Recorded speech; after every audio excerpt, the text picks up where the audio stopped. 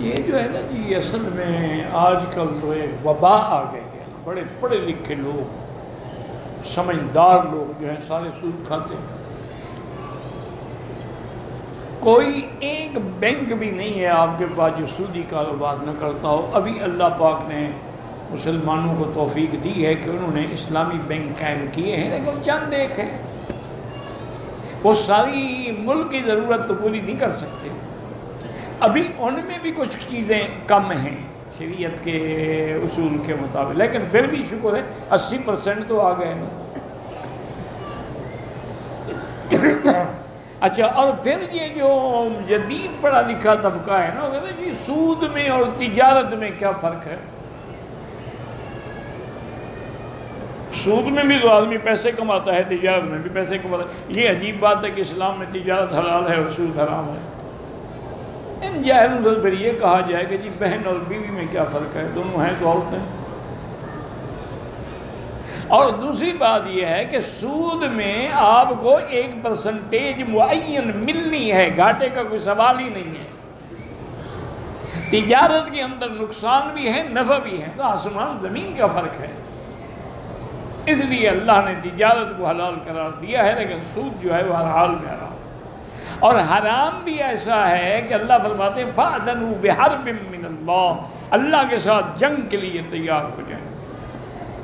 اب خود اندازہ کرو کہ جو ملک سود پر چلتے ہوں، جو اللہ سے جنگ کی حالت میں ہوں، وہ کیسے کامیاب ہو سکتے ہیں؟ وہ کبھی بھی خوشحال نہیں ہو سکتے، کیونکہ وہ تو اللہ کے ساتھ لڑائی لڑ رہے ہیں۔ اللہ سے لڑ کے کون جیت سکتا ہے؟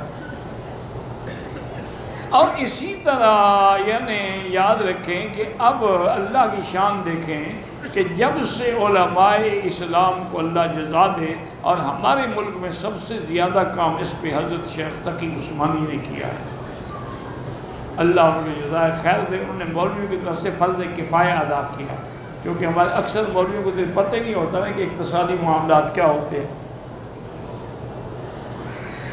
انہوں نے الحمدللہ اقتصادیات میں بڑا کام کیا، بڑی کتابیں لکھی، بڑے علماء۔ ٹھیک ہے کچھ اعتراض ہیں لوگوں کو، لیکن پھر بھی الحمدللہ تقریباً 80% وہ خالص اسلامی ہیں۔ اس کا نتیجہ یہ نکلا ہے کہ اب دنیا کے اندر جو انٹرنیشنل لیول کے بینک ہیں، ان میں سے 25 نے بھی اسلامی برانچیں کھول دی ہیں، کیونکہ انہوں نے دیکھا کہ یار اسلامی طریقے میں تو فائدہ ہی فائدہ ہے، گھاٹا ہے ہی نہیں۔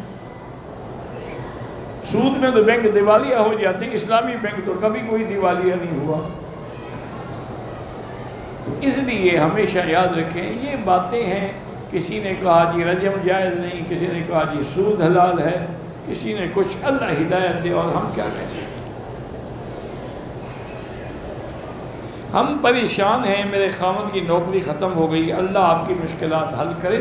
میری بیٹی جب بھی مشکل ہو نا تو یہ قرآن کا حکم ہے، وَاسْتَعِینُوا بِالصَّبْرِ وَالصَّلَاةِ، کہ نماز کے ساتھ اور صبر کے ساتھ مدد پکڑو، 2 رکعت نماز پڑھے کرو اسی نیت سے کہ اللہ ہماری مشکل حل کر۔ اور آپ بھی اور آپ کا خامد بھی چلتے پھرتے اٹھتے بیٹھتے حسبنا اللہ و نعم الوکیل کا وظیفہ پڑھیں، انشاءاللہ سب مشکلیں اللہ رفع کر دیں گے۔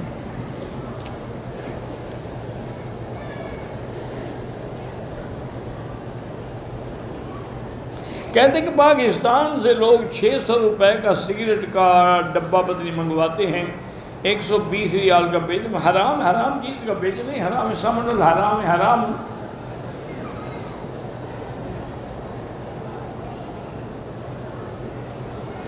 میری بیوی بہت پریشان ہے، بس یہی سوچتی رہتی ہے کہ میں کیوں پیدا ہوئی۔ اس کو کہا کر رہے میرے لیے پیدا ہوئی ہے نا، تبھی تو میرے پاس آئی ہو بیوی بن کے۔ بہرحال پریشانی کا علاج بھی قرآن میں ہے، اللہ بذکر اللہ تطمئن القلوب، اللہ کے ذکر سے دلوں کا اطمینان ہوتا ہے۔ اس کو بھی یہی کہیں کہ اللہ کا ذکر زیادہ کرے، درود شریف زیادہ پڑھے۔ عمرہ کرتے ہیں اور بال جو ہیں تھوڑے کاٹتے ہیں، پورا سنٹن نہیں کراتے، اگر انہوں نے ٹک لگائے ہیں تو دم پڑ گئے، چونکہ قرآن کا لفظ جو ہے وہ ہے محلقین رؤوسکم ومقصرین، پورے سر پہ اس طرح یا پورے سر پہ قصر کرو، یہ تھوڑا کہ دو بال ادھر سے دو ادھر سے۔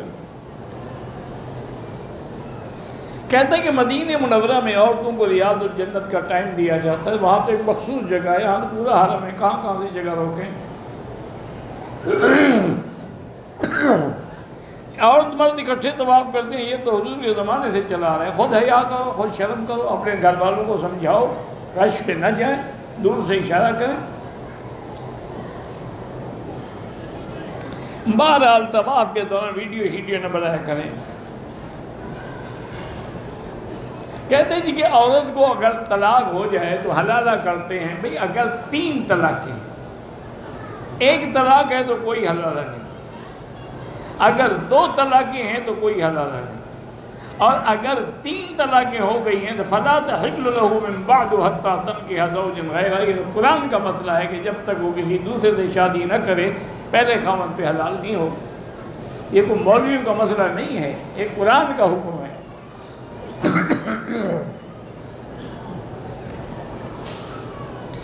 میری بیٹی کی اور بہو کی اولاد نہیں ہے، میرا بھائی پہلے علاج کرو، اس کے بعد سورۃ یوسف پڑھ کے دعا کرو۔ اور میری بیٹی کے لیے شوہر کے دل میں اللہ محبت پیدا کرے، بہرحال وہ فرما برداری بھی کرے خاوند کی، اور یا لطیف و یا ودود پڑھ کے دم کیا کرے۔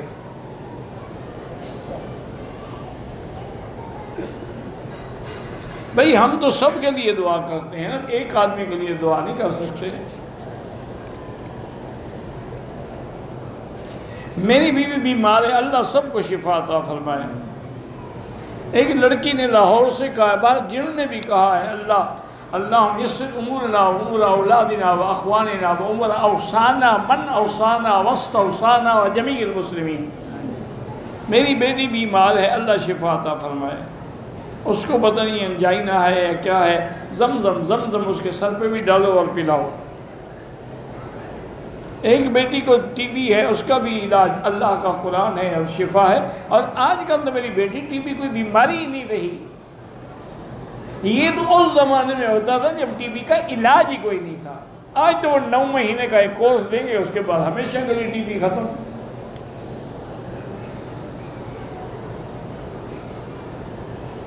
بہرحال جہاں بھی رشتہ ہو استخارہ کیا کریں، خیر ہو اللہ سر انجام کرے۔ جو لوگ کسی امام کو نہیں مانتے وہ اپنے آپ کو غیر مقلد کہلاتے ہیں۔ اہل حدیث تو سب ہیں، اور سب سے بڑے اہل حدیث تو ائمہ اربعہ ہیں کہ انہوں نے حدیثوں سے تو مسئلے جمع کیے ہیں۔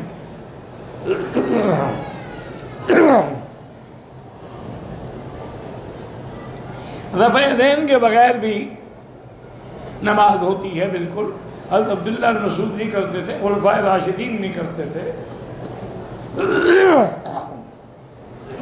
تقلید کے بغیر تو ابھی آپ امام کے پیچھے جو کھڑے ہوں گے، جب وہ اللہ اکبر کہے تو رکوع میں جائیں گے کہ نہیں؟ یہی تقلید تو ہے کہ ایک کے پیچھے چل رہے ہیں، اور تقلید کو کوئی سینگ ہوتے ہیں۔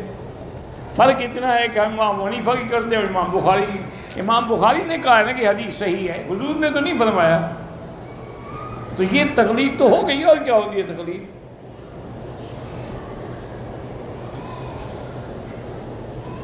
حدود حرم میں آنے کے لیے احرام ضروری نہیں ہوتا، احرام ضروری ہے اگر آپ میقات کے باہر سے آئیں، طائف سے آئیں، جوفہ سے آئیں، رابق سے آئیں، مدینے سے آئیں۔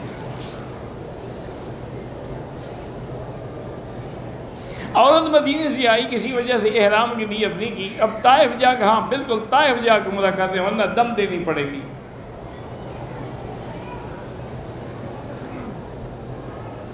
ہاں اگر ایک عورت حیض میں تھی، اس نے نیت کر لی عمرے کی، اب مکے میں آ گئی، ابھی تک اسی حالت میں ہے، جب پاک ہو جائے تو وہی نیت کافی ہے، لیکن ان دنوں میں اگر طائف جائے تو وہ اسی حالت میں رہے گی، احرام کی حالت میں، پھر اور احرام نہیں باندھنا ہوگا طائف سے، وہی کا پہلے ہی احرام میں ہے۔ نور من نور اللہ کا عقیدہ رکھنے والے جو ہیں وہ کافر ہیں، اللہ کے نبی جو ہیں بشر ہیں، نور نہیں ہیں۔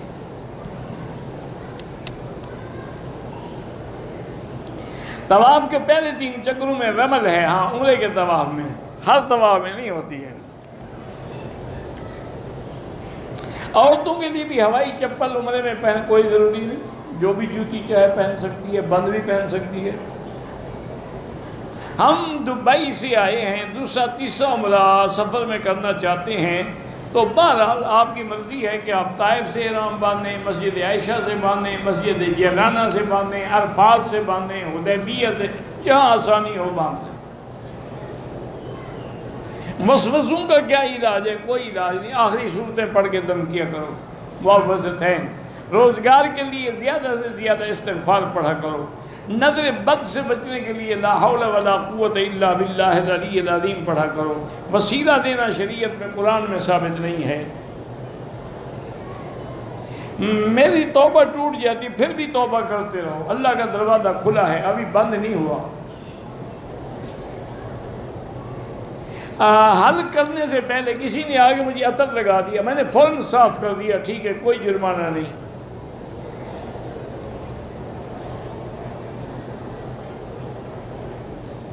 کوئی طالب العلم علم حاصل کرنا چاہتا ہے تو والدین کی اجازت کے بغیر، والدین علم سے تو نہ روکیں لیکن باہر جانے سے روکتے ہیں تو پھر نہ جائیں، اپنے ملک میں اپنے شہر میں رہ کے علم حاصل کریں۔ کشمیر میں ہم کافروں کی پولیس میں نوکری کریں بالکل ناجائز ہے، مسلمانوں کو مارو گے، ان کا کام تو صرف یہی ہے، مسلمانوں پہ گولی چلاتے ہیں۔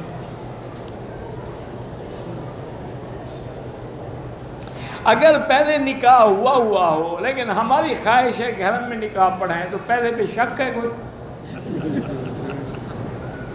عجیب بات ہے، ڈبل نکاح کا کیا معنی؟ بالکل ٹھیک نہیں ہو، جو ہو گیا الحمدللہ۔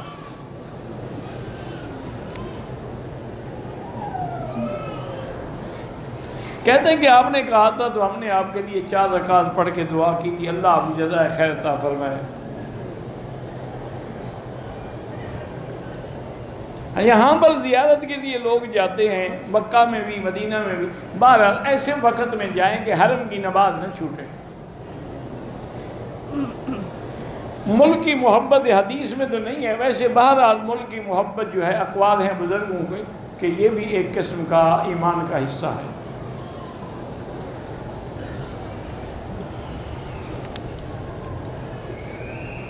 ہمارے ہوٹل کے پاس جو مسجد ہے بالکل وہاں بھی 1 کا لاکھ ملے گا، لیکن جو کعبے میں ثواب ہے وہ کہاں ہے؟ جتنی جماعت بڑی ہوگی اجر بڑھتا جائے گا۔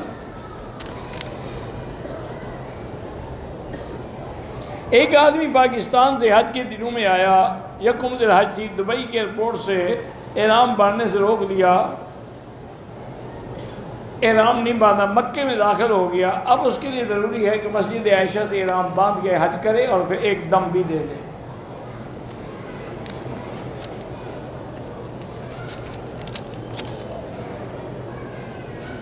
میں پاکستان سے آیا، 10 دن جدہ میں رہا، بعد میں یہاں آیا، تو آپ کے لیے احرام ضروری نہیں ہے، کیونکہ آنے والے کی پہلی نیت جدہ ہے، سفر اول جدہ ہے، تو پھر احرام ضروری نہیں ہے۔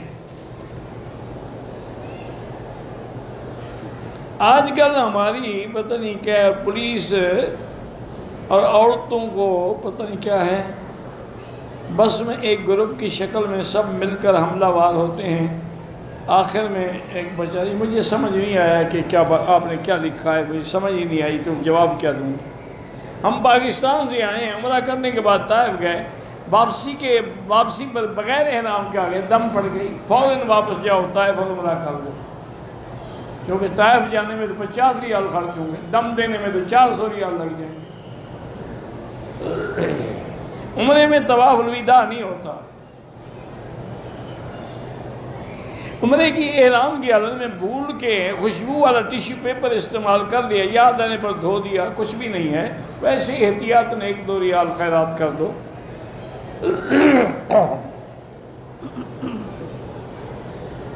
بہرحال اگر ہوتا ہے وہ اپنے رشتہ داروں کے بعد بھی جاتا ہے تو حنفی مسلک میں احرام ضروری ہے چونکہ وہ میقات ہے۔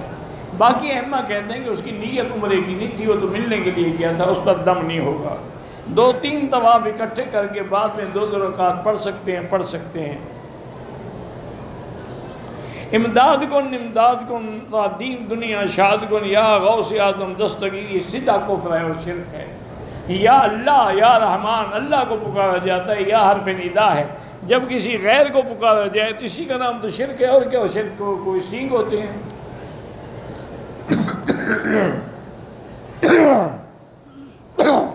اپنی بیوی کو اگر اس نے ماں یا بہن کہہ دیا، اگر جان بوجھ کے ارادہ تن کہا ہے تو حرام ہو گیا، ظہار ہو گیا، اور اگر ویسے منہ سے نکل گیا تو کوئی بات نہیں۔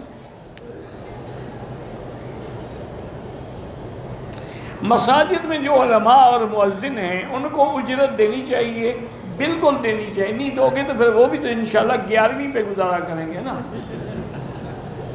یہ اس دور کے مسئلے ہیں جب بیت المال ہوتے تھے اسلامی، وہ تمام علماء، تمام مؤذن، تمام مدرس، تمام قاریوں کو بیت المال ادائیگی کرتا تھا۔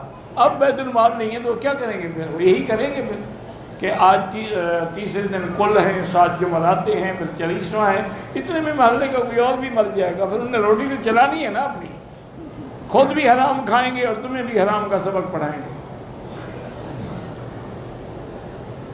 میت کے دفن کے بعد سورۃ البقرہ کے وہاں وہ جائز ہے پڑھنا۔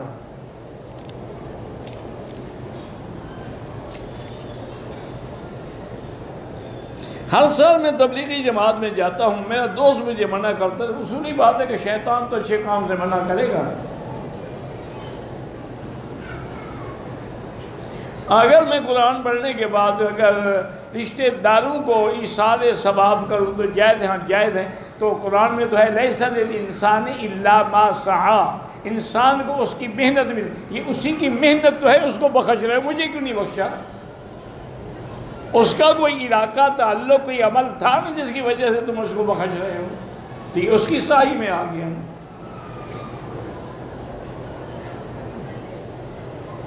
میرا بھائی اگر تقلید ماں باپ کی کرے اسلام کے خلاف وہ مشرک ہے، یہ تھوڑا ہے کہ ائمہ کی تقلید کرے تو مشرک ہے۔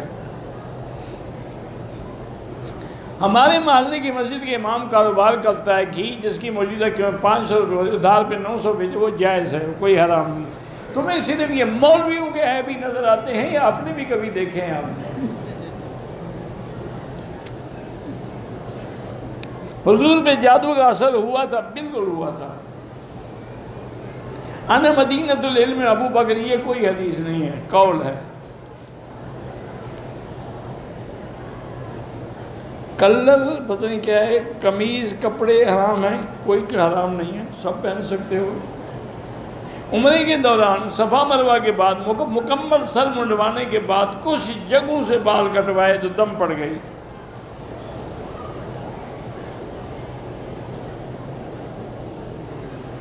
کیا بچپن میں بچے یا بچیوں کی منگنی کرنا بالکل ناجائز ہے؟ جب بڑے ہو جائیں، بالغ ہو جائیں، سوچ سمجھ کے استخارہ کر کے رشتے کیا کرو۔ یہی منگنیاں تو عذاب دیتی ہیں، منگنی کر دی آگے ان کا دماغ ہی نہیں ملتا۔ یہ تو یہودیوں کی اور ہندو کی رسم ہے، یہ منگنی ہے، یہ مہندی ہے، یہ کھیر پلائی ہے، یہ منہ دکھائی ہے، یہ جوتا چرائی ہے، یہ تو ساری ہندوؤں کی رسمیں ہیں۔ ہماری نماز سفری ہے، یہ سفری نیت کریں گے اور کیا نیت کریں گے؟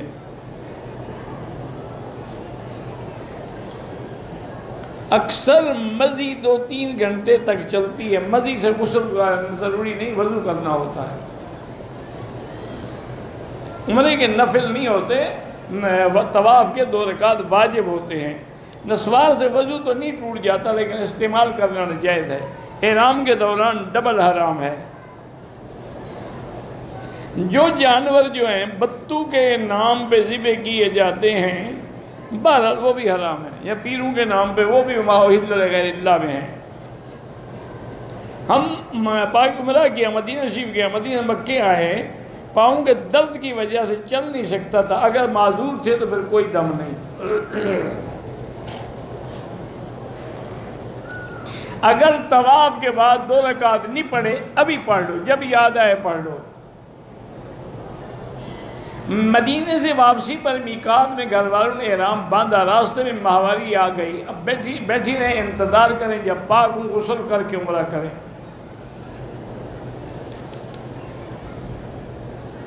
طائف زیارات کے لیے اگر جائیں گے عمرہ کرنا پڑے گا. اگر عورت حالت حیض میں ہے اس کو لے ہی نہ جاؤ، یا اگر جائے وہ نیت نہ کرے. حنفی مسلک میں عورت پر جمعہ نہیں ہے، یعنی جمعہ کے لیے آنا ضروری نہیں ہے. یہ تھوڑا ہے کہ اگر موجود ہو تو جمعہ نہ پڑھے.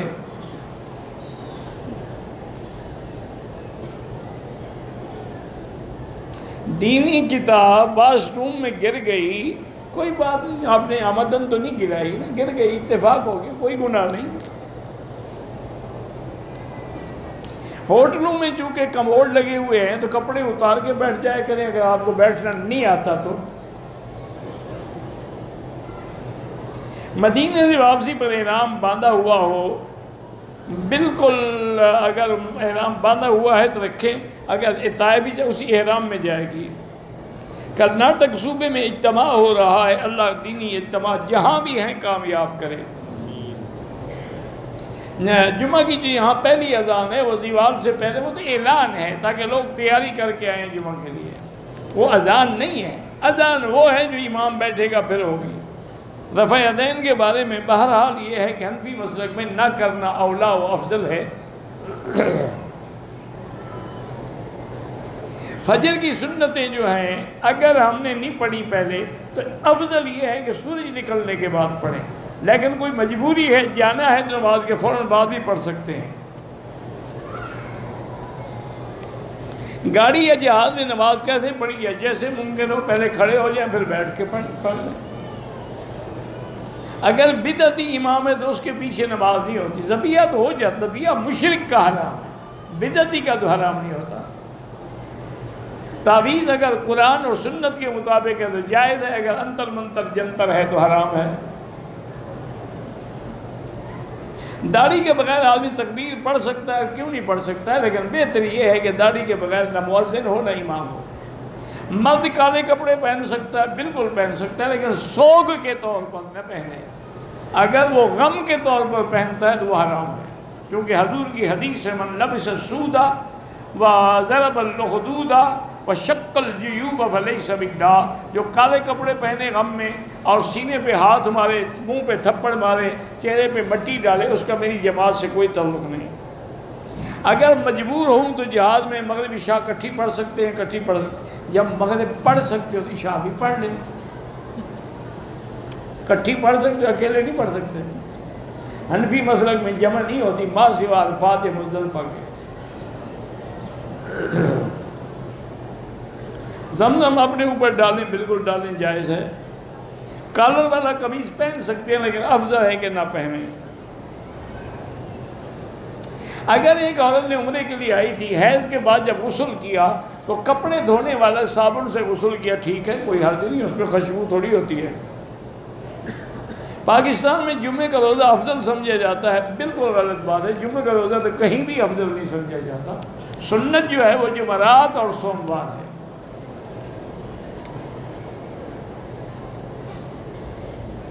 پورے مکے میں جہاں بھی نماز پڑھو ایک کا لاکھ ہے. ہم یہاں ہیں اور حجر اسود کو نہیں چوم سکے تو کیا ہو گیا، اشارہ کریں وہ چومنے کے کیا. لیکن مصیبت ہے ہمارے مسلمان چومنے کی بیماری میں مبتلا ہیں، چونکہ قبروں کو چومتے ہیں. ایک آدمی نے کہا حضرت آپ ناراض ہوتے ہیں، بیوی کو آپ نہیں چومتے؟ میں نے کہا تم پیر کو بیوی سمجھ کے چومتے ہو.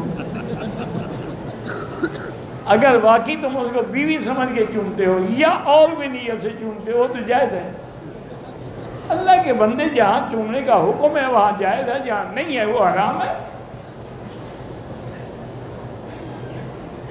تراویح 20 سنت ہیں. تفسیر ابن کثیر کی علاوہ بڑی تفسیریں ہیں، جو مرضی ہے لے لو. اگر اس نے حیض سے پاک ہونے کے بعد غسل کیا، غسل سے قبل کنگھی کی احرام میں، اگر کچھ بال گر گئے ہیں تو پھر کنگھی کی وجہ سے پھر دم دینا پڑے گا.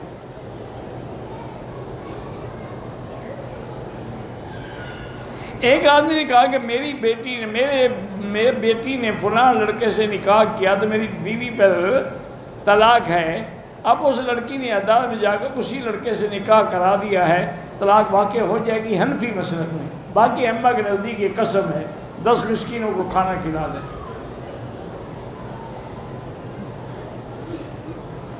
خاوند بیوی کے درمیان جھگڑے کی صورت میں خاوند اپنی بیوی کو ایک وقت میں 3 طلاقیں دے، 3 ہی ہوں گی۔ بھئی ہمیشہ طلاق جھگڑے اور غصے میں ہوتی ہے، محبت میں تو کوئی طلاق نہیں دیتا۔ باقی اچھا کسی آدمی کو ایسے کھڑے کر کے 3 دفعہ تھپڑ مارو ایک جگہ تو 1 شمار کرو گے، اگر ایک ادھر مارو ایک ادھر ایک ادھر مارو پھر 3 ہوں گے۔ اللہ کے بندے خدا کا خوف کرو، جمہور امت کے نزدیک 3 ہیں، صرف بعض اہل حدیث علماء فتویٰ دیتے ہیں، اللہ پاک ان کے فتوے کو بھی قبول کرے۔ بیٹی اپنے والد سے وراثت کا حصہ مانگ سکتی ہے، بالکل مانگ سکتی ہے، اس کا حق ہے شریعت میں، لیکن مرنے کے بعد زندگی میں اس کی مرضی دے یا نہ دے۔ احرام کھولنے کے لیے عورت اپنے سر پہ کے بال کاٹ سکتی ہے، مرد بھی اپنے سر پہ اس طرح پھیر سکتا ہے۔ حالت احرام میں سعی کیے بغیر عورت پر الٹی لگ گئی، احرام کھول کے ہوٹل میں وضو کیا، بعد میں آ کے صفا مروہ دوڑی، ٹھیک ہے، کوئی بات نہیں۔ بچوں کو احرام جدے سے بندھوایا، عمر 3 یا 5، اس کے لیے کوئی بات نہیں، جہاں سے بھی بندھواؤ۔ سعودی عرب کے دوسرے شہروں سے آنے والے لوگ اپنے میقات سے عمرہ کریں، اگر مکے میں رہتے ہوئے کریں تو پھر مسجد عائشہ جانا ہوگا۔ جو باہر سبیل لگتی ہے کھانے تقسیم کرتے ہیں، اگر آپ امیر آدمی ہیں نہ کھایا کریں، غریب ہیں تو کھا لیں۔ مہندی لگانے کا حکم تو حدیث میں بھی ہے، ترمذی کے اندر حدیث ہے، حضور نے فرمایا غیروا شیبکم ولو بشیء۔ احرام جو بھی ہو، بہرحال حضور کے زمانے میں تولیے والا تو نہیں ہوتا تھا، چادریاں ہوتی تھی۔ میرا بھائی عالم دین ہے، امامت کرائی، اب ایمان چھوڑ دی ہے، دنیا کی دوڑ میں لگ گیا ہے، تو اللہ ہدایت دے، اور کیا ہے۔ نزلے کا نسخہ زمزم پیو۔ نماز جنازہ جس کو نہ آئے چپ کر کے کھڑا رہے، اللہ اکبر اللہ تکبیریں کہہ دے، وہ بھی ہو جائے گا۔ موبائل میں بلا وجہ ایک ہے دین کے کام کی تصویر، وہ الگ بات ہے۔ کسی امام کو ماننا ضروری ہے، بالکل ضروری ہے۔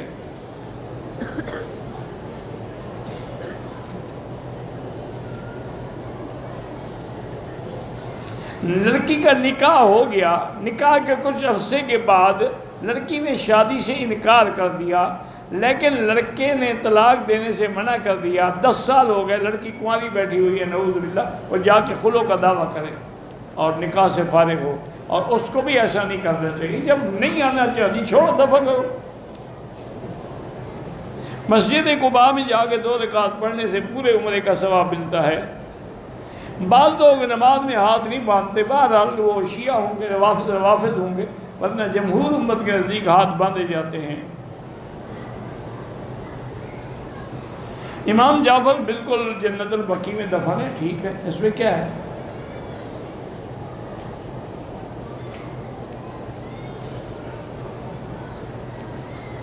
ایک بریلوی مولوی ہے، وہ آپ کی تقریریں نقل کرتا ہے، لیکن جہاں آپ توحید بیان کرتے ہیں وہ چھوڑ دیتا ہے۔ وہ کیا کرے بیچارہ، وہ اپنے مسلک کے خلاف تو نہیں جا سکتا۔ آہستہ آہستہ اللہ اس کو بھی ہدایت دے۔ تبلیغی جماعت والوں نے کہا امت کے لیے میٹھا زہر ہے، تو وہ زہر نہ کھایا کرے انشاءاللہ، وہ تبلیغی جماعت کے بجائے فلم والوں کے ساتھ چلا جائے، وہ تو میٹھا زہر نہیں ہے نا۔ چور زانی بتی اگر ہم عزت کریں کہ قریب ہو جائے کوئی حد نہیں، دین کے لیے تو سب کیا جاتا ہے۔ نماز کے دوران رکوع اور سجدے میں تسبیحات زیادہ کہیں، اگر نفل نماز ہے تو پھر دعا بھی کر سکتے ہیں، لیکن وہ دعا جو حدیث میں ہو۔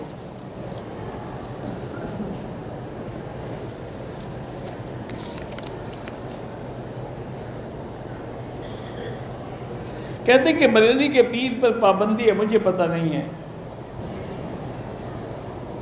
ہوٹل کے ہاؤس کے پر جو ہے ان کو کھانا دینا یا صدقہ دے سکتے ہیں، وہ غریب ملازم ہیں بیچارے۔ غار ثور پر گیا، غیر کی واپسی میں جماعت نکل گئی، بہرحال آپ نے اچھا نہیں کیا، جماعت چھوڑ کے غار ثور گئے ہوئے ہو، یہ ناجائز ہے۔ وہاں قریب کی مسجد میں چلے جاتے، جماعت تو نہیں چھوڑتے نا۔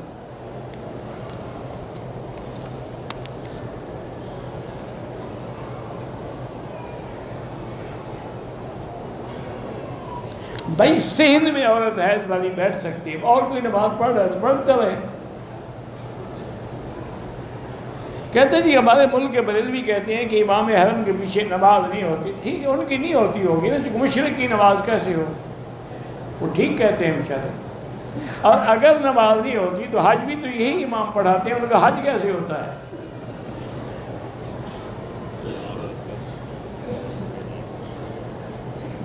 اسم اعظم کے متعلق قرآن کی آیات میں بہرحال یہ تاریخیں اور عدد تو آپ گنتے رہیں، اسم اعظم ثابت ہے۔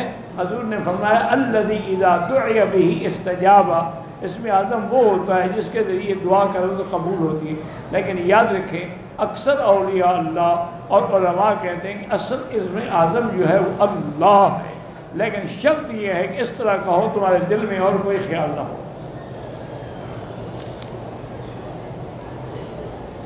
یوٹیوب میں پتہ نہیں اعداد کے نام کے جمع کرتے ہیں، وہ اعداد شہادات کا حساب غلط ہے۔ سر کے بالوں میں کالی مہندی نہ لگائیں، دوسری لگائیں۔ ان میں لدنی کا معنی ہوتا ہے کہ اللہ اپنی طرف سے اس کو القاء کر دیتے ہیں، کسی مدرسے میں نہیں پڑھتا۔ علمناہ من لدنا علما۔ ان میں ابجد شبد نجوم شجوم سب حرام ہیں۔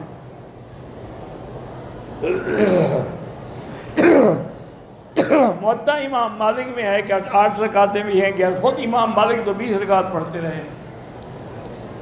ایک روایت ہے 8 بھی ہیں 11 بھی ہیں، لیکن حضرت عمر نے 20 میں جمع کر دیا، بس یہی سنت ہو گئی۔ 48 میل کا سفر کرنا ہو، جب گھر سے نکل جائیں گے تو قصر نماز پڑھیں گے، 100 میٹر کے بعد بالکل قصر پڑھیں گے۔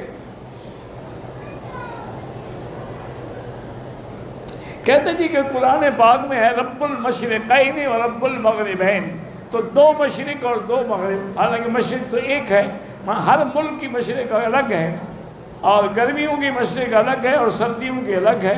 اللہ نے رب المشارق والمغارب بھی تو فرمایا ہے نا۔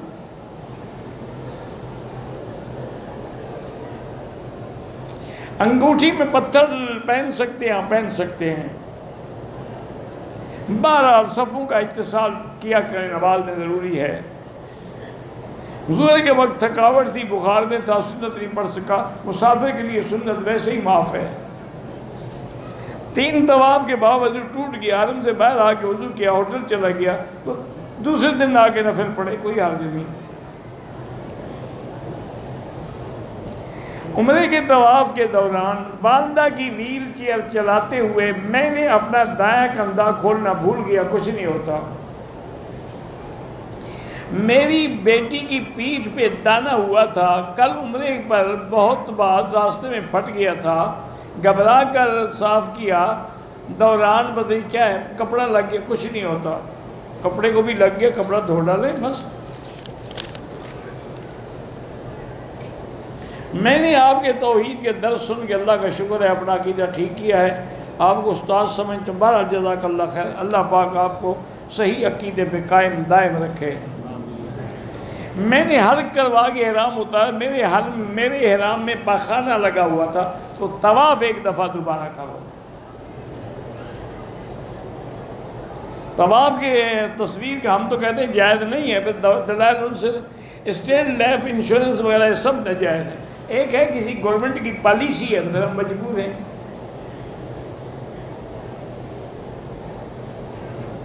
ہم نے ہمارے گھر والوں نے کعبے کے طواف کے 7 چکر لگائے، گھر والے بچھڑ گئے، دوسرے دن ہم نے دونوں جگہ 7 چکر لگائے، ٹھیک ہے۔ اکثر ہوٹلے والوں سے کہتے ہیں کہ مرغی باہر کی ہے وہ نہ کھایا کریں، نکاح کے اوپر نکاح نہیں ہوتا۔ احرام کے بعد میں نے عمرے کے بعد اپنے بال خود کاٹ لیے، جائز ہے۔ میرے والد کو حفیم کے نشے کی عادت ہے، اب ڈاکٹر بھی کہتے ہیں کہ ایک دم نشہ نہ چھوڑو، ٹھیک ہے، تو اس کو کم کرنے کی کوشش کرو۔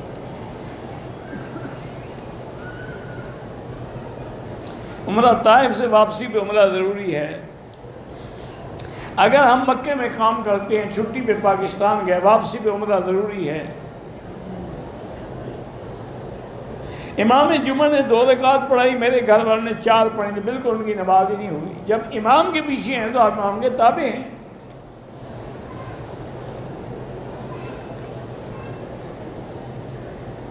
بہرحال مدینے سے آئے ہیں، بیوی حیض سے ہے، جب تک پاک نہ ہو عمرہ نہیں کر سکتی، پاک ہو کے غسل کرے عمرہ کرے۔ شیعہ جو ہے نا وہ بھی کئی بلا ہے، کئی قسم کے ہوتے ہیں۔ بہرحال جو سیدنا صدیق کی صداقت کا منکر ہو، بی بی عائشہ کی عصمت کا منکر ہو، اللہ کے قرآن کی صداقت کا منکر ہو، وہ کافر ہے۔